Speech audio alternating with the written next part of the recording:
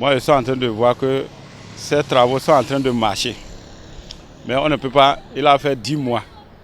Il est en train de faire des forages, de l'eau, des pompes. Il est en train de construire des marchés dans les petits villages. Nous, on l'apprécie correctement, sinon je suis hors de la ville de Djougou. Il est en train de réaliser certaines choses dedans. C'est très intéressant pour lui.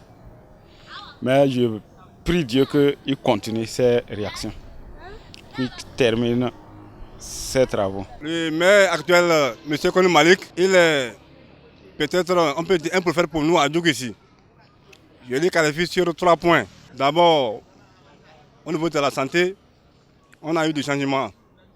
En ville ici, la pauvreté aussi, nous avons constaté. Et au niveau encore de l'électricité, c'est bon.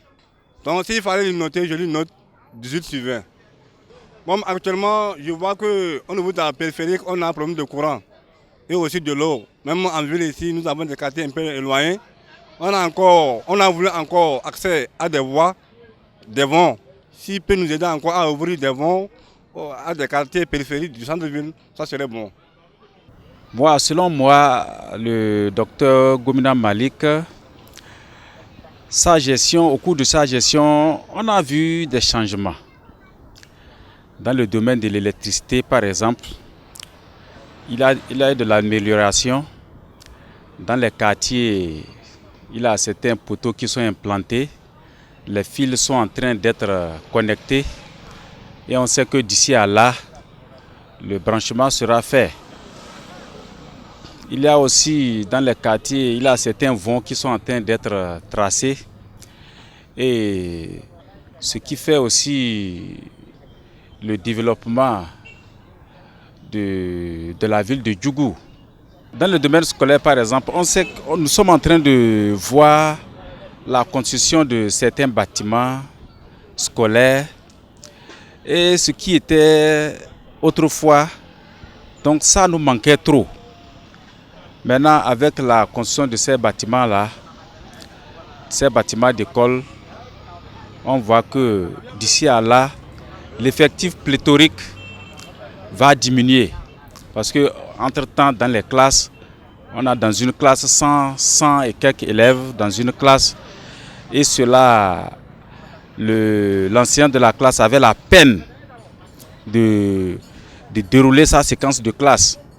Vous voyez, dès que les effectifs vont diminuer dans les classes, vous allez voir que ça va alléger la tâche à l'enseignant aussi. Bon, à part ça, nous sommes en train de lui demander aussi, dans le domaine de la santé, qu'il se mette à l'œuvre et surtout les centres de santé périphériques. Par exemple, là où je suis en service, il n'y a pas un centre de santé là. De là jusqu'à Djougou, ça fait une vingtaine de kilomètres. Si l'homme est malade, si une femme est enceinte, avant de l'amener à Djougou, vous voyez les tracas que ça peut engendrer sur la voie.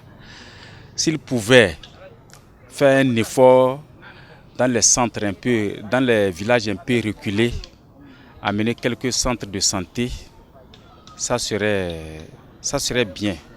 Vraiment, mon appréciation est la meilleure parce que nous avons vu le changement qui a commencé, surtout par rapport à l'extension de l'énergie.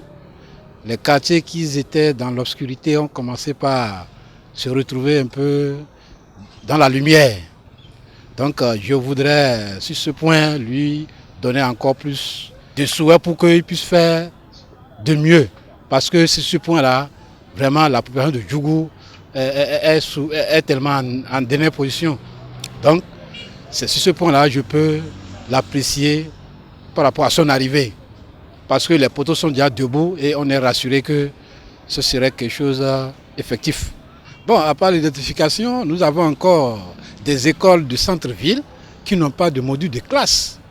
Avec l'effectif pléthorique, on a fait avec. Donc s'ils pouvaient encore vraiment penser à ces écoles-là, ça nous fera très plaisir.